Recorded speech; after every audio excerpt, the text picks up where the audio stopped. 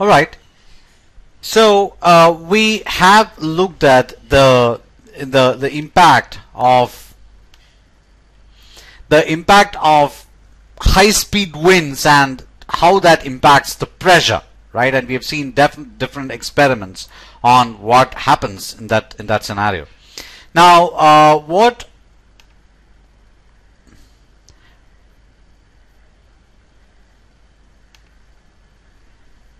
just a moment. I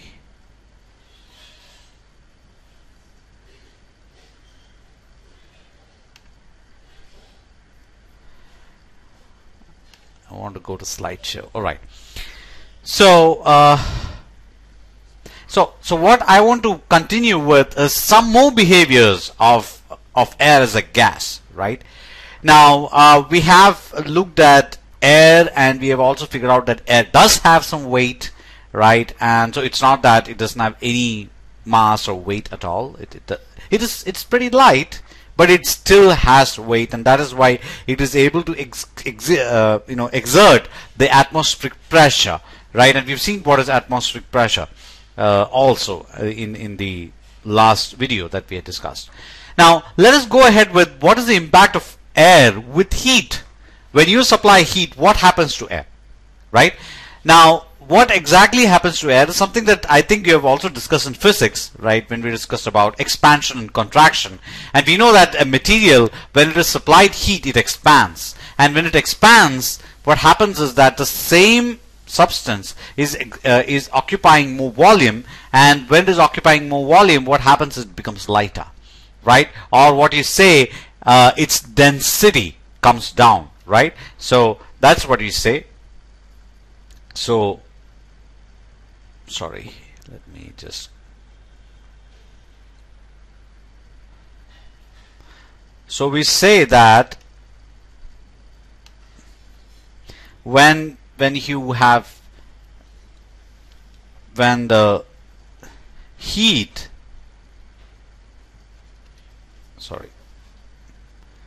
when heat is supplied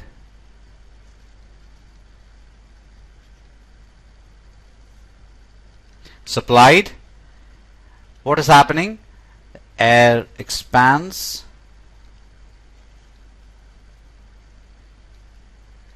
and when air expands, it occupies more volume,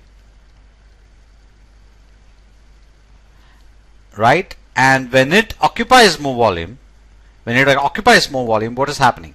The same air is occupying more volume, which means its density reduces,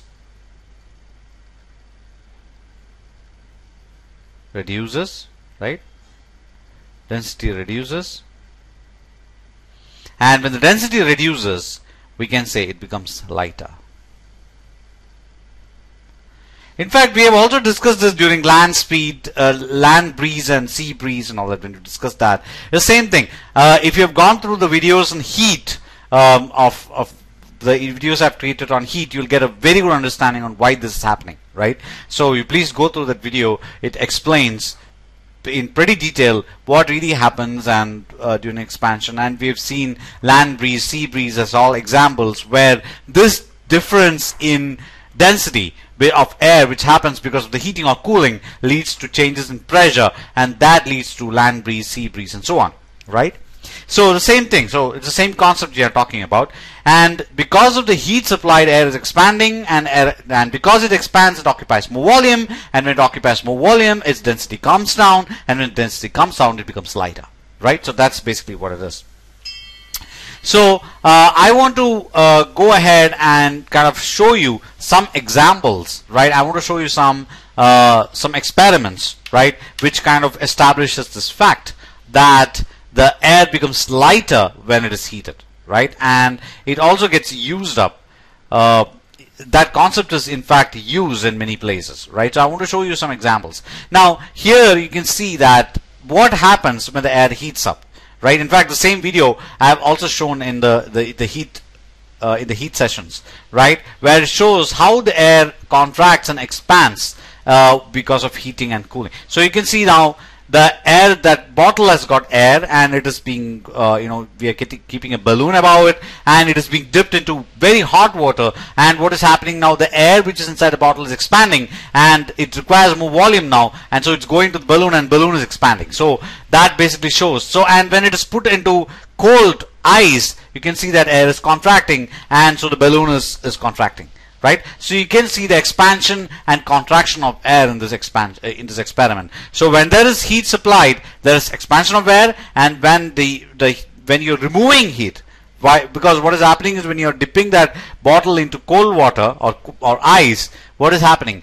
The outside temperature is lower. There's conduction happening through the walls of the bottle, and the heat is being removed from the air in the bottle into the ice, and so there's transfer of heat again related to the heat session. Please go through it and you can see why conduction happens and so on, right? And so the heat is being removed of the air, and air cools down, and when air cools down, you can see the air is contracting, right? So that's what is being shown in this experiment. Pretty clear that air expands when it is heated, and air cools down when it is cooled, right? All right, now because of that, what happens, right? Now this experiment, I'm actually trying to show you that when there's warm air, the air is lighter, and lighter air moves up.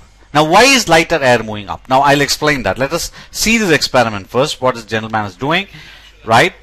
So what he's doing is he's putting a plastic cover tied onto a heater, right? And he's switching on the heater. Now when they're switching on the heater, now what is happening? There is heat here, right, and the coil is going to heat the air around it, and then that hot air is getting collected in this balloon, or in this cover. In fact, not balloon, a cover, right? Hot air gets heated, and then let us see what he does, right? Now the hot air is getting collected into this cover. See, he is removing it, and it is staying there. Right, now let us see what happens when he just cuts all those threads which keeps the cover with the heater, right?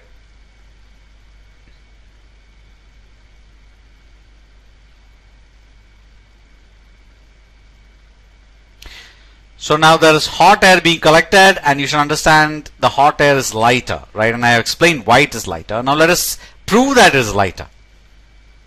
Now he's going to cut all those threads to the heater, right? And let us see what happens.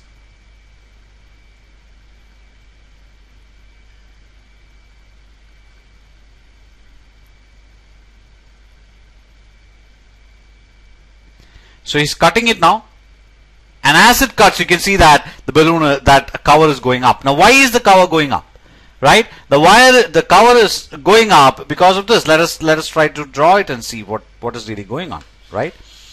Now let me clear this, clear the page. Okay, now what is happening is that you had the heater here. Okay, sorry.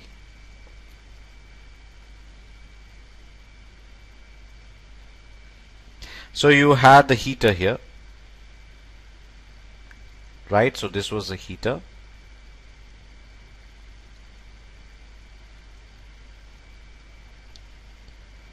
I don't know, it's acting a bit weird. Anyway, so this is a heater, right? And what he had done is, this is the cover, that plastic cover that he had tied on to the heater, right? So it was tied to the heater, right? So it was tied to the heater like that. Now what is happening is that the hot air, so let me use a different color for that. So probably this one, red.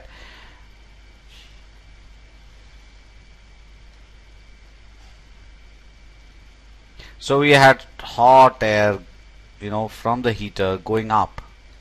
I think I should just close it and open it again. Seems to be some problem. Okay. Okay, so let me clear this once again and move to black. Okay, so we had the heater here like that. So this was a heater, right? and then you had the cover. Let me use the probably blue here for the cover. So this was the cover which was attached to the heater like that using thread. So this was a thread attaching it, right? Now what was happening is that when the heater was switched on, right, there was hot air which was going up, right? So hot air is going up the heater, and hot air was collected here. So this here is full of hot air, right? Oh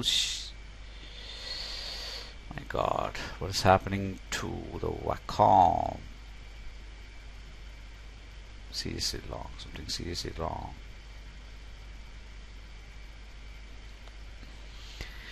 Okay, so let me try to. So there's hot air which is getting collected here. So there's hot air inside the cover. Now what is happening is that so this was the cover, and there's hot air getting collected here. And now what is happening? This hot air is lighter, right? Hot air is lighter, whereas the air outside, so air here,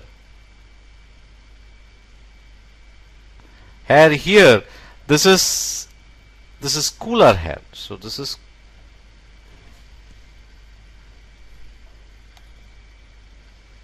okay, right? So this is cooler air, right? So I think the touch was on, that was the problem. So here we have cooler air, right? And here we have hot air. So this is hot air, right? Let me use red to mark hot air. So this was hot air. And what is hot air? Hot air is lighter, right? So this is lighter. And so what is happening is the lighter air which is there in the cover is going up. The reason when he cut this, what was happening is that this was going up. The reason why this is going up was because of what you call buoyancy. I know that you've not learned it, right? You learn what you call Archimedes principle later on, buoyancy. You learn this, don't worry, right? When there is a lighter object in a heavier object, so this is heavier air, so outside is heavier air, so this is heavier air, right? Because it's cooler, right? Cooler air is heavier than the lighter air. So when the cooler substance is surrounded by a heavier substance, then the cooler substance will start going. The heavier substance is surrounding a lighter substance. The lighter substance is pushed up because of buoyancy, right? So it is because of buoyancy that this cover is moving up. We'll learn what buoyancy is later on. There is a great principle called Archimedes principle. You learn that later on, so don't worry about it. Archimedes principle. And because of this buoyancy, the lighter air which is inside that cover is pushed up, right, by the heavier air. In fact, it is also because of what you call the pressure difference, right? So you'll learn about that later on. But what I want to tell you is why that cover moved up was because it was filled with lighter air, right? If the hot air was as heavy as the cold air outside, this would not have happened. It is because the cover was filled with hot air, it went up. And it's based on the same principle that the hot air balloons work, and also the Diwali lanterns. If you're from India, right, you know what is Diwali lanterns, or if you don't know, I want to show you that. And this also proves that this fact that the hot air is lighter and because of the buoyancy it will go up is something which our forefathers knew, and that is why they built what you call the Diwali lantern. Diwali lanterns you can see a lot in North India, right? Very often. I have not seen a lot in South India, in fact, but in North India you can find this Diwali lanterns which go up the sky and lights the sky beautiful. You know, Diwali is the festival of lights, beautiful festival of joy. In fact, right now when I'm recording, Diwali is going on in India, and I'm thoroughly enjoying it. And I'm so happy that I'm in this great land where I could see Diwali happening, and all the the festivities and lights and crackers and all that stuff, right? So, all right, now let us look at the Diwali lantern and see what happens. So in Diwali lantern, you can see it's going up. Now, what is really happening in Diwali lantern is, so if you look at, this is the Diwali lantern. Inside that, they have kept a lamp, and what is happening now is the lamp and this whole lantern is enclosed, right, with just small holes. So it's enclosed, and so what is happening is that it is mostly made of cloth. Usually it is made of cloth, and so which is porous. Of course, the lamp is heating the air inside the lantern, and the air is expanding and it's becoming lighter. And because it is lighter, what happens is that the lantern is filled with lighter air now, and you know, because of the same concept that we saw with the cover on the heater, same concept happens here. Since it's lighter, it actually starts going up. So you can see that now here this lantern starts going up. Diwali lantern starts going up, right? So I know now if somebody shows you Diwali lantern, you can tell the physics of it. The reason is because the lantern inside, the lamp inside, is making the air in the lantern lighter, and it is because of that it is able to rise up, right? So you can see it's just going up, up, up, up the sky, and it looks very beautiful. And in fact, in North India, you can see several of them, right? And you will see that the stars and all these Diwali lanterns lighting the sky, and it is simply beautiful to see that, right? So if you are North India, you can explain to your friends how Diwali lantern works. This is the physics behind it, right? And those of you who have not seen Diwali lantern in India or abroad, here it is. This is what Diwali lantern is, and that also shows that Indians, we used to know this principles quite long, because Diwali lanterns has been existing for hundreds of years, right? Now, this is the same principle used in a bigger scale for hot air balloons, right? So here you can see a hot air balloon, and let us see how it works, right? So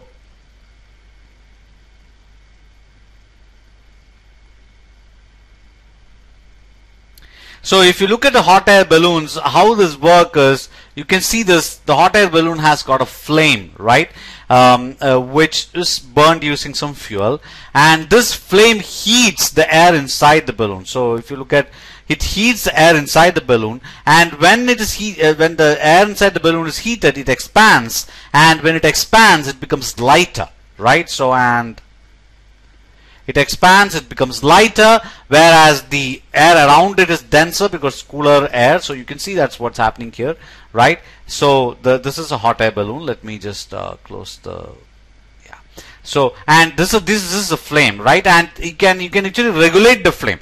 Based on that, you can make the flame bigger, smaller, and based on that, you can make the air more lighter, less lighter, and based on that, the balloon can go higher, or it can come lower, and all that. So the height of the balloon can be changed based on that, and based on the change in height, what happens, the wind speeds change. So when you actually go higher, the wind speeds may be higher, and so the balloon can move faster, right? And when you want to go slower, you can reduce the flame, in which case what happens, the air inside the balloon becomes a little more heavier. It's still lighter than the outside air, but it's a little more heavier, and so it starts going down, and so the wind speeds will be lower when it is nearer to the surface of Earth, and so on. So there are a lot of these kind of things you can do. If you're a balloon flyer, there are a lot of tricks that you can do with this flame and regulating the density of the air inside the balloon, but it's just based on the same principle that Diwali lantern works. So ultimately it all boils down to the experiment that we did using the heater and the cover, right?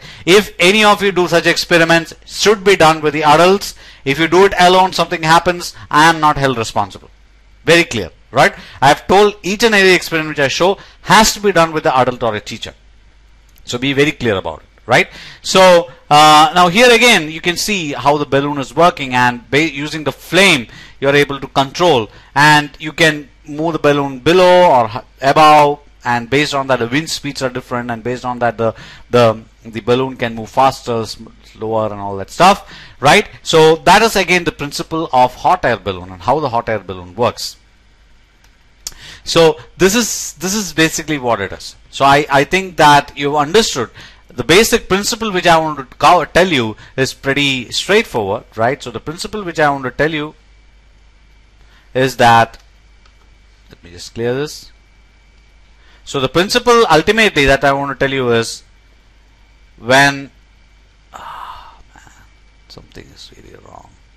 I have to close this and yeah, let me just bring it up again. I'm sorry. Yeah, so let me just bring it up again. Seems to be having some problem. Just open up again. Sorry for the delay. Okay.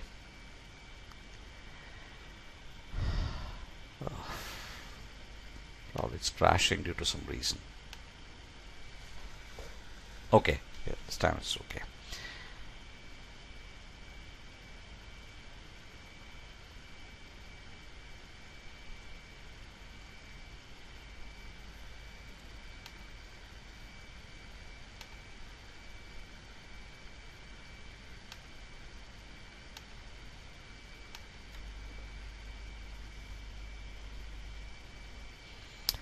Okay, so let me just try this luck this time, see whether this works. Okay, so what I was telling is that hot air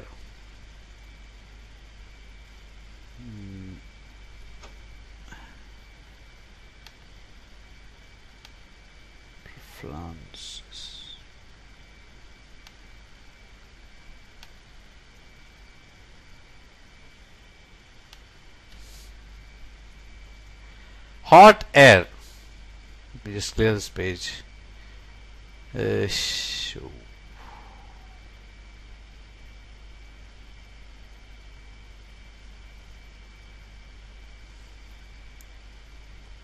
So hot air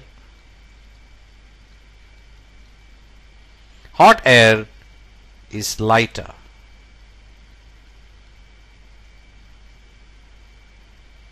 Hot air is lighter, right? So that's basically what I want to talk about, right? This is not working, still smashing. Okay, let us go back to Bamboo Dock. Quit. No, cancel. I don't want this, that's all. Okay, Bamboo Dock.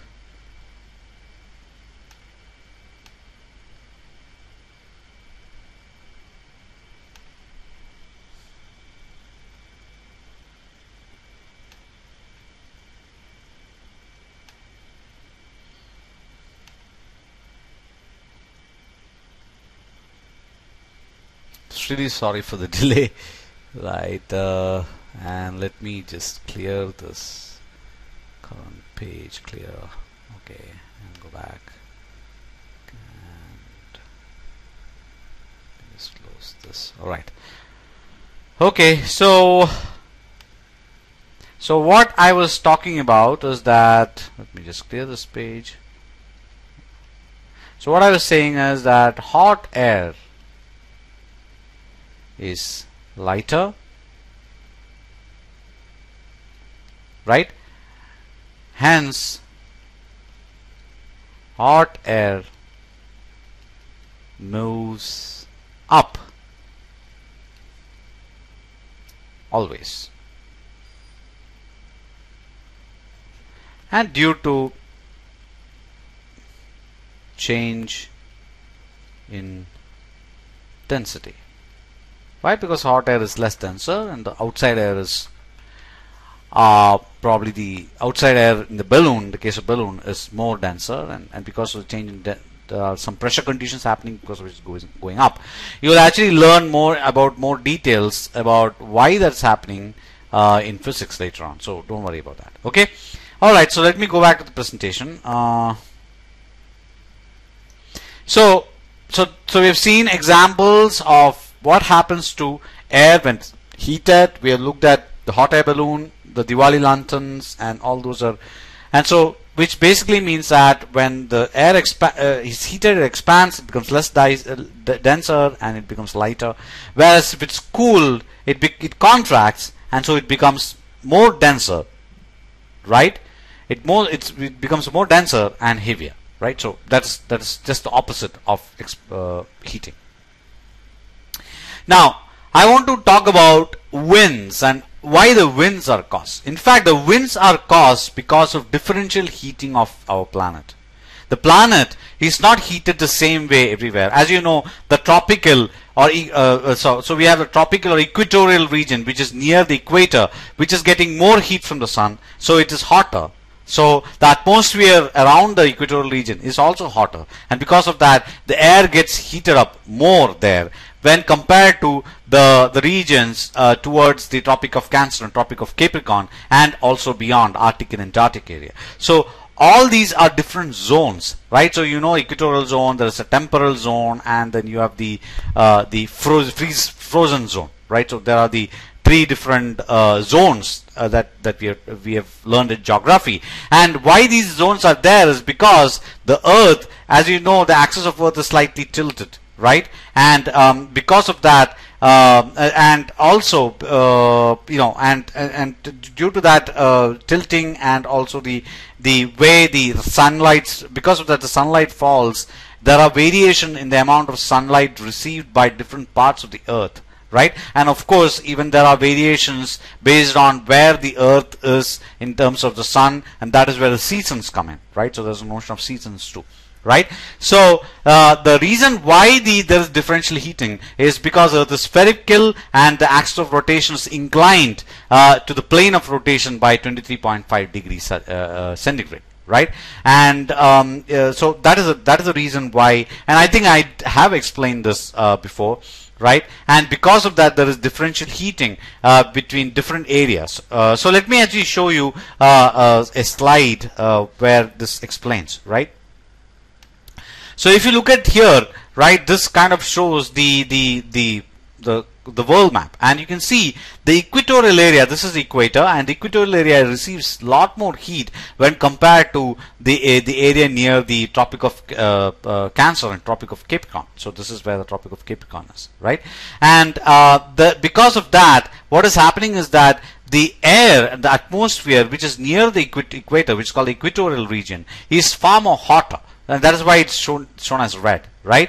Than the air which is in the area which is in the temporal zone, which is far more cooler, right? And so so what is happening now? The hot air expands and becomes lighter and starts going up and starts flowing towards the temporal area, whereas the cold air, which is in the temporal area, which is cooler, starts flowing towards the equatorial area. So there is what we call the air current. This is what is called an air current, which is continuously happening, right? So air currents, you can see, is happening everywhere. So you can see again. Now the only thing is the direction of air currents is slightly different between the northern hemisphere. This is northern hemisphere and this is southern hemisphere, right? So if you look at southern hemisphere, you can see that so in the northern hemisphere, the wind is the hot air is flowing from from south to north. Right, so south to north. So this is the direction in which the air is flowing. Whereas in the southern hemisphere, it is from north to south, right? North to south. So that is the thing. So because of that, the direction of air currents is in this case, if you say is clockwise, it is anti-clockwise. And that is only because of one is in northern hemisphere and the other is in the southern hemisphere. Right? So these are some of the things that you think about. So there is air current, which is because of differential heating of Earth, and that is because the Earth is inclined, the axis of rotation of Earth is inclined by 23.5 degree, and it is because of that there's differential heating, and because of differential heating you have the winds, and this air currents leads to winds, right? Where the large amount of air is flowing in specific directions. So when you're looking at air, you'll see that there is wind blowing, it's blowing this way, that way. What is this, right? It is not like that. It is not random. Everything has a reason, and it's not at all random, and it is because of these kind of temperature differences between different zones on the planet, and because of that there are massive amount of air flowing, leading to air currents being produced, and the air currents is what is basically we see as winds, right? So this, I think, gives you an explanation, and these air currents are because of differential heating, and because of differential heating you have lighter air in certain areas and denser air in certain other areas, and because of there are pressure variations being created, and that pressure variations leads to flowing of air leading to air currents, and that air currents produces wind. I hope it's clear, right, on why winds are produced, right? And so the formation of winds is because Earth is spherical, and as I told you, it's inclined, right? And because of that inclination, the amount of heat which it's getting, radiations which it's getting from the sun is not the same. So equatorial region receives more heat than polar regions, right? So equatorial region receives more heat than polar regions, right? Let me just go back to the presentation. Yeah, and air expands and rises up in the equatorial region and starts moving towards the temporal region, which is Tropic of Cancer and Tropic of Capricorn. Whereas, and it takes place of the cool air which is flowing from the temporal region to equatorial region, right? And this leads to what you call the air currents. So this exactly produces air currents,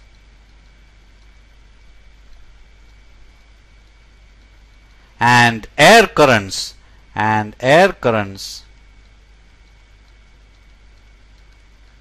produces winds, right? And ultimately, why is all this happening? Because of this, there is differential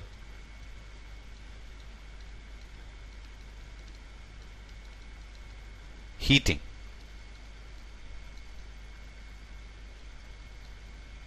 Differential heating, right?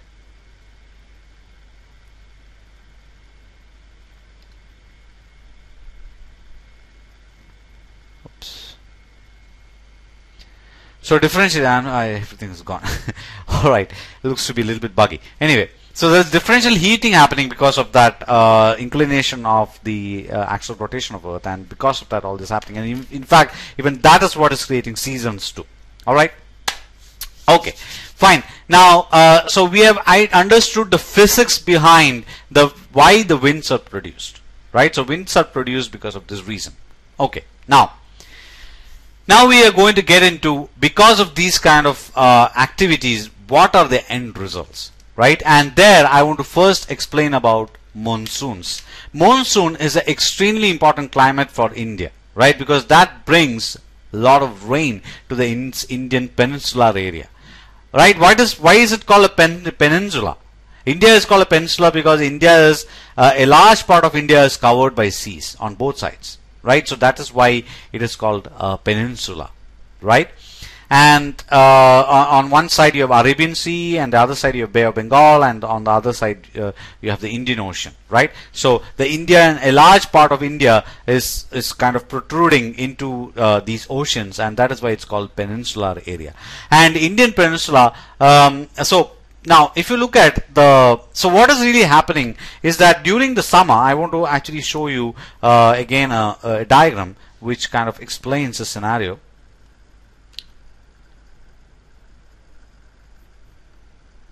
Okay, so let me explain the scenario here. So if you look at the summer, so in summer what is happening is that you have a lot of heating happening in the land. The land is, and you know, there is difference in specific gravity. This is something again which I have discussed in the heat session. Specific gravity, which is the amount of heat required to increase the temperature of a substance by 1 degree. That is specific, it's not specific gravity, specific heat, right? Specific heat is a characteristic of a substance where the amount of heat required to increase its temperature by 1 degree. That is what is specific heat. And the specific heat of land is far lower than specific heat of water. So land, when it gets even a little bit of heat, it starts getting heated up, and so land gets heated up very quickly when compared to the oceans and seas, because it's got water.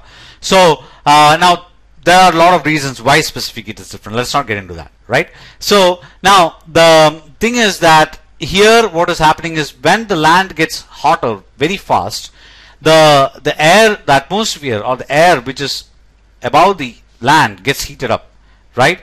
And and it starts going up. Whereas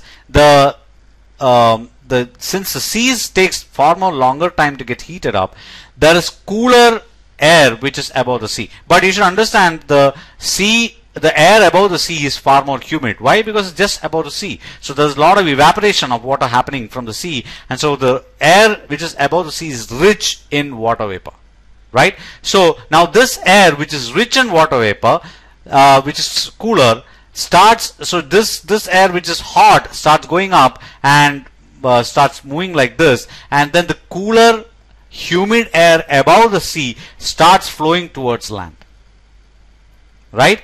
And then this and what happens is now that when it actually starts moving towards the land and starts moving, what happens is that it starts moving towards areas like Western Ghats, which are high range, Nilgiris and all that, where all these air starts cooling, and the clouds are formed, and when it starts cooling, the water vapor starts cooling, and it starts becoming droplets of water, and it starts precipitating, right? So that is really what's happening. So ultimately the monsoon is created because of the change in pressure, because the hot air in the land is rising up and is getting replaced by water vapor rich or extremely humid cooler air flowing from the sea towards land, and then they starts condensing, the water vapor starts condensing, and that leads to heavy rains.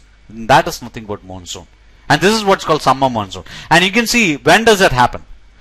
So if you look at India, it starts getting hotter from March, and it becomes very hot by May, right? It starts becoming very hot, and in that, when it starts becoming very hot, this current starts becoming more and more very strong, and lots more air, cooler humid air from sea starts blowing onto the land because of the high amount of heating which is happening in the land, right? And that is why, and then when it becomes extreme, that is when in June the monsoon starts, right? So June, July, 2 months, heavy rains across Indian Peninsula, and it is all because of this air movement, which is caused because of the differential heating between land and sea, and which brings in a lot of cooler humid air from sea blowing into the land, and starts condensing, and that leads to a lot of heavy rains.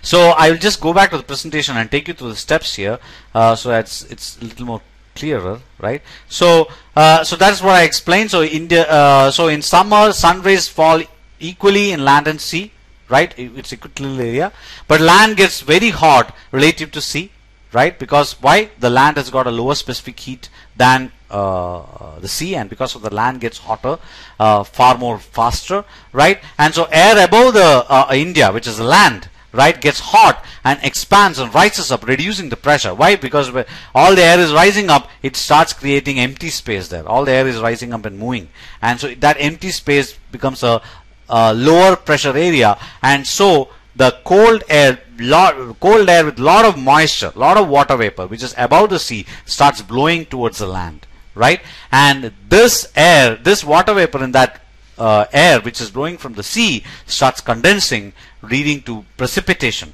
right? You might have remembered water cycle that you learned, right? So you have learned water cycle in 6th standard, I think, and there you have the stage called condensation and then precipitation, and that is what is really, that precipitation is what is monsoon rain, right? And this causes a lot of monsoon rain all over India, and then that happens between June and August, right? So this is what is summer monsoon. It is caused because of extreme heating of the land during summer. I hope that's clear. I want to show you some glimpses of monsoon, right? How beautiful it looks. I come from a place called Kerala, where the monsoon rains are simply amazing and very heavy, right? I want to give you a feel of it, right? So here you can see the monsoon, right? And how heavy it is, and it goes on. In fact, in Kerala, the monsoon rains will be, it just rains for weeks together without any stopping.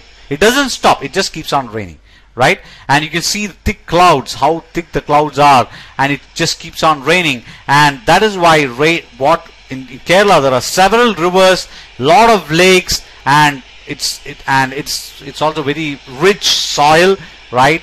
and it's a very green and beautiful place, and it is all because of the heavy rains which Kerala receives. In fact, there are several parts in India which receive this kind of rain. Another area which you can talk about is Assam, right, which receives this kind of rains, beautiful heavy rains during monsoon, and that's why even Assam is a very green and beautiful state. Similarly, there are places like Meghalaya, and there are also areas, certain areas in Tamil Nadu and Andhra and Karnataka where there's a lot of heavy rains. Even there are belts in North India which gets this kind of rain. So that is what. So monsoon is so important, and Indians really look forward to monsoon always, right? Because that's what brings water, and water is the single magic liquid which is so important to all of us. Right? Okay, fine. So that is about monsoon. Now let us just go ahead. So that is summer monsoon. There is also something called winter monsoon, which comes somewhere September, October, right? And that is caused due to a different reason. So this is why the winter monsoon happens, right? So let us look at what is winter monsoon. In winter monsoon, direction of wind reverses. Why? Because now what is happening is that the monsoon came and there's a lot of rain, the temperature starts going down, right? And also the season is changing, the Earth's position related to sun is changing, so the northern hemisphere starts receiving lesser and lesser sun's heat, and because of that the land temperature starts falling, right? Falling means from 40 degrees Celsius it starts coming down to 20 degrees, almost half, right? 20-25 degrees Celsius. So it's a sudden decrease in temperature on the land, whereas since the specific the water is its characteristic is that it takes a lot of time to lose heat, right? And so water keeps even though the land is suddenly the temperature is dropped in land, the sea is still relatively hot, right?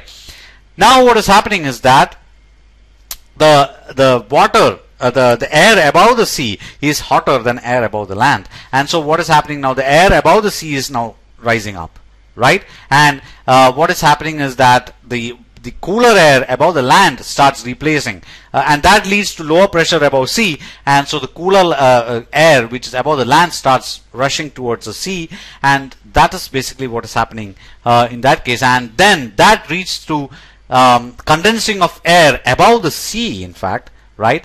And that leads to a lot of rain.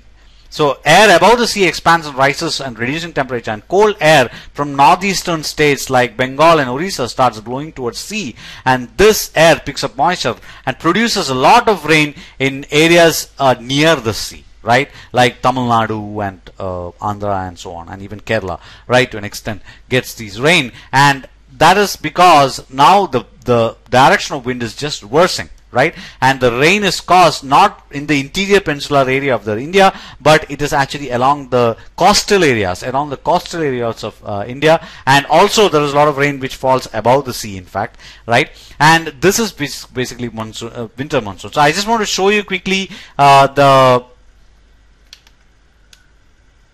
want to just slowly show you the diagram for that. So here you can see the wind direction is reversing, right? So what is happening is that the land is far cooler, but the sea is still relatively hot, because the sea takes a lot more time to lose heat and become cooler, right? So again, the specific heat funda.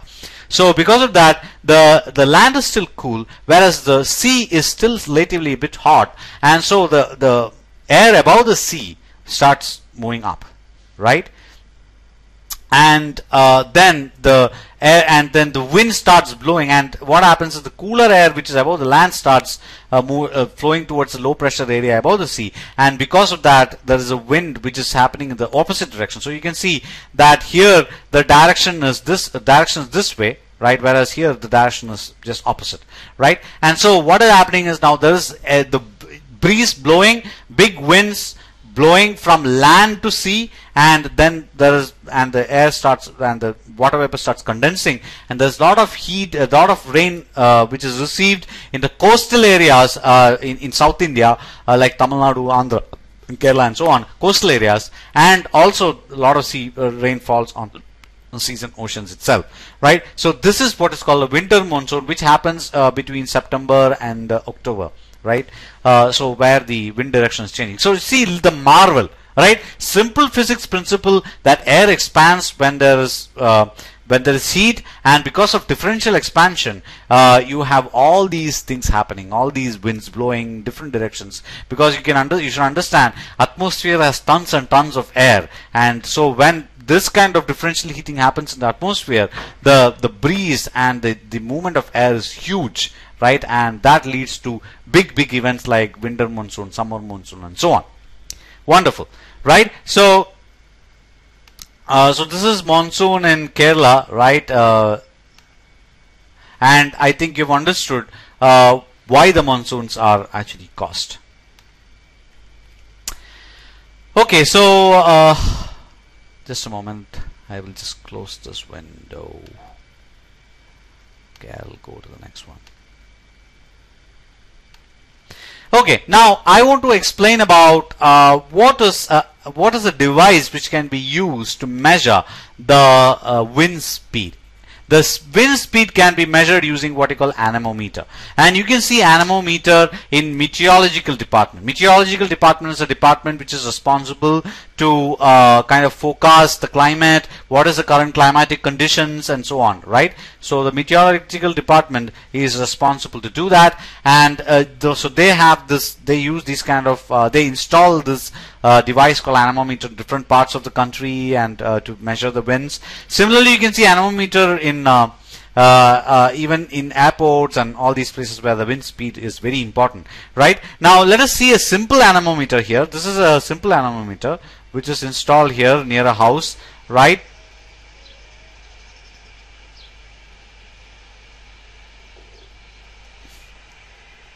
So this is an anemometer. You can see that because of the wind it is rotating, right? So because of the wind it is rotating.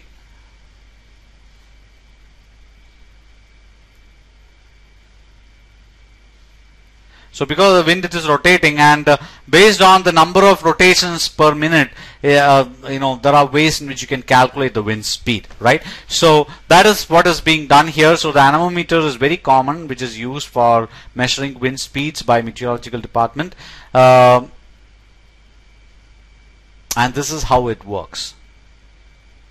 You can see how it is changing based on the wind speed. Sometimes this is rotating very fast and sometimes it's slow, and based on this difference in speed of rotation of the anemometer, the wind speed can be measured.